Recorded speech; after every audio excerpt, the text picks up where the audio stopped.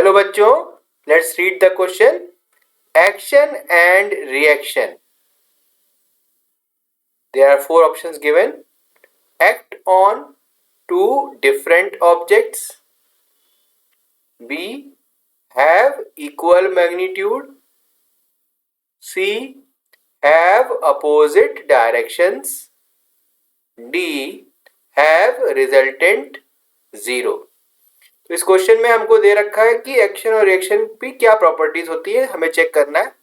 तो let us take an example of the action and reaction pair. Okay, so if we say F1 is the action, okay, then minus F1 will be the reaction. Okay, we'll take this as example कि मान लो एक आदमी जो है like this, okay, वो एक झूले पे बैठा हुआ है. ओके, ठीक है. तो अगर मान लो ये यहां से जंप करता है, ओके, तो क्या होगा, ये इस झूले पे F1 का फोर्स लगाएगा, तो ये झूला भी इस पे F1 का फोर्स लगाएगा, लेकिन इसकी डायरेक्शन कैसी होगी, डाउनवर्ड. तो इसकी कैसी होगी, अपवर्ड. सो इसकी डायरेक्शन क्या हो जाएगी, माइनस ऑफ F1. ठीक है.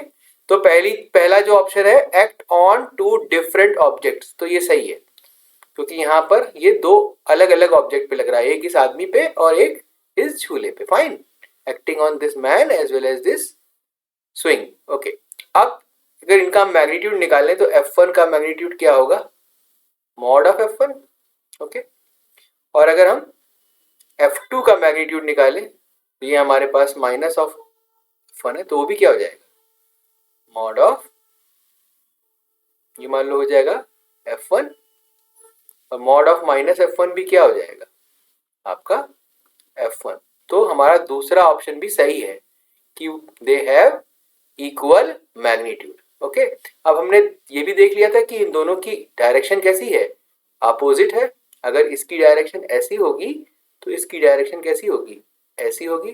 तो हमारा थर्ड ऑप्शन भी करेक्ट है, दे हैव ऑपोजिट डायरेक्शन. ठीक है. अब हम जरा फोर्थ को देखते हैं, रिजल्टेंट निकालते हैं. मान लो कि हमने इनका रिजल्टेंट क्या मान लिया, F मान लिया. Okay, so F is equal to क्या होना चाहिए, F1 प्लस F2. देखो, इसको हम F2 बोल रहे हैं, इसको F1 बोल रहे हैं. ठीक है. तो इनको अगर हम ऐड करें तो क्या हो जाएगा, F1 कितना है, F1, और F2 कितना है, माइनस ऑफ F1. यानी रिजल्टेंट कितना आएगा, 0. इसलिए all options A, B, C, D, all options are correct.